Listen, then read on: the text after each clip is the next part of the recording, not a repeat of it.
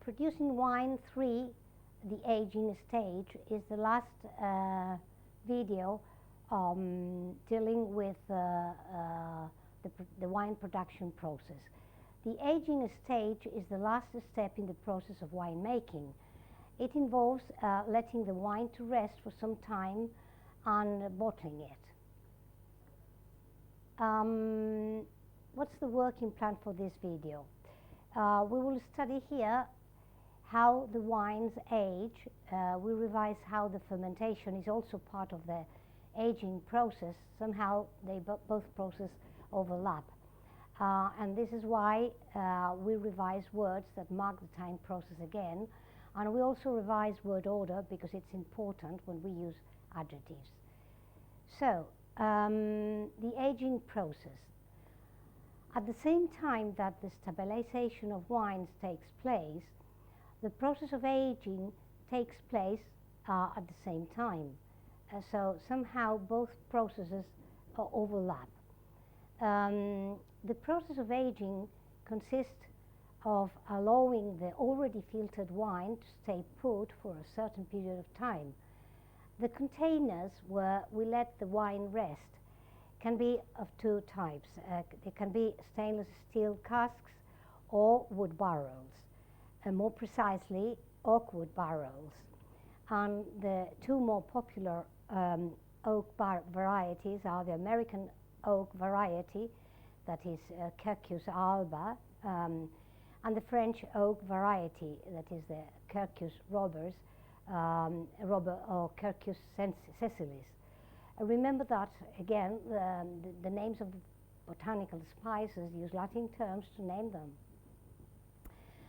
Frequently, we find hybrid form from both the spices. After barrel aging, the wine is transferred to bottles for yet another period of bottle aging. So this is what we're going to see in more detail in the next slides. So there are two main basic differences in reds and whites winemaking. We know that most white wines do not undertake MLF, and this is why the aging process for white wines is usually shorter.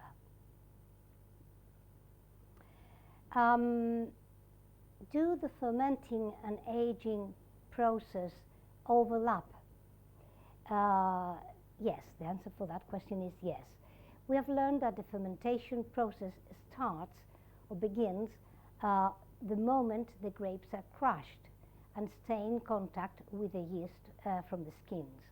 And we've also learned that the process of racking, filtering and removing of leads or solid particles from the fermenting tanks takes some time.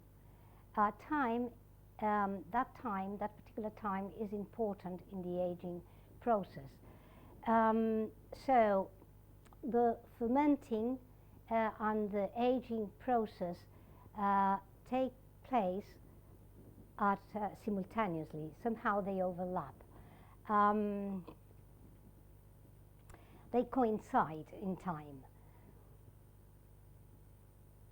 So let's have a look at the two types of aging containers. This is where the proper aging process takes place. Usually these containers, what these containers are made of is very important for the aging of wine. And as I said before, there are containers such as the one in the photograph, stainless steel tanks and oak barrels. Let's concentrate on the stainless steel tanks first. They look very nice and very clean, and hygiene is very important in this process.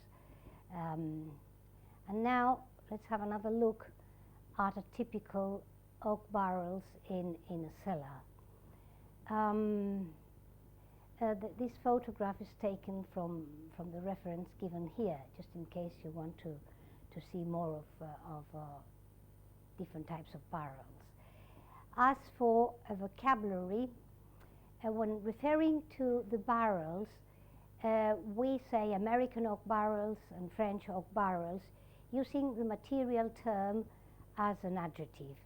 Sometimes we also skip the term oak when we are talking about barrels, and we assume that they are all made of oak. So we just say they have been rested in French barrels or in American barrels.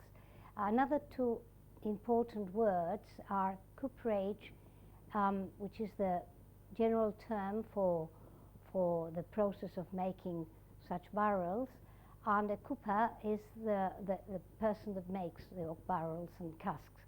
It's usually a strong, solid man, and the cooper, and just take a note about the pronunciation. And about adjectives, there is there's one important thing about adjectives, and it is their position in relation to the noun they describe, and also the sequence or the order they take depending on the meaning. For example, if I want to say that my barrels are not new and that I want to sell them, I could say I'm selling my old American barrels. But we know, and this is a funny thing, that in contrast with wine, old age for barrels may not be necessarily a good quality for those barrels.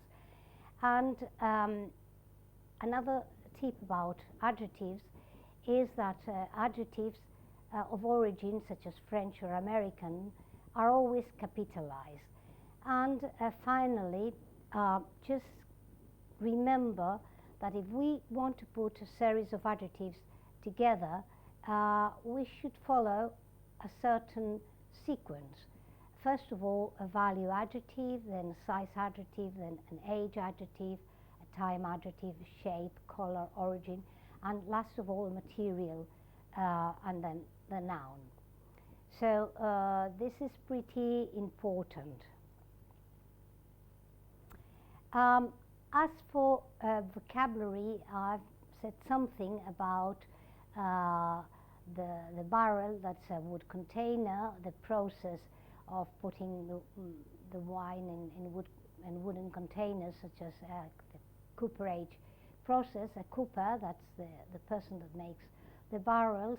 And talking about age, remember that old barrels are not good, while old wines might or might not be, but usually they need a time for age. Age in wines is good, but age in barrels may not be that good. And as for grammar, I want to insist in the point that the position of adjectives follows a certain sequence, and that the adjective is always preceding the noun in a noun phrase, such as, for example, American or French barrels. And when referring to barrels, we usually skip the term barrels and say American oak or French oak only. And I insist in the point that it's very different from other languages, languages from Latin origin, where adjectives of origin are capitalized in English. They start with a capital C. When we are talking about French oak, for example, the first letter of the word French is a capital F, and in the word American is a capital A. So,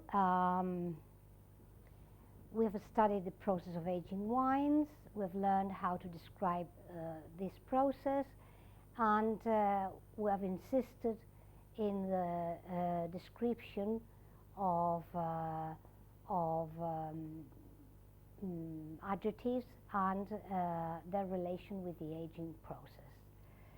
And there's the references in this case only includes the grammar that I use as a reference. As I said, well, this is a very old edition, but there are last year's editions now. They are both in paper and in digital format. And thanks for watching again.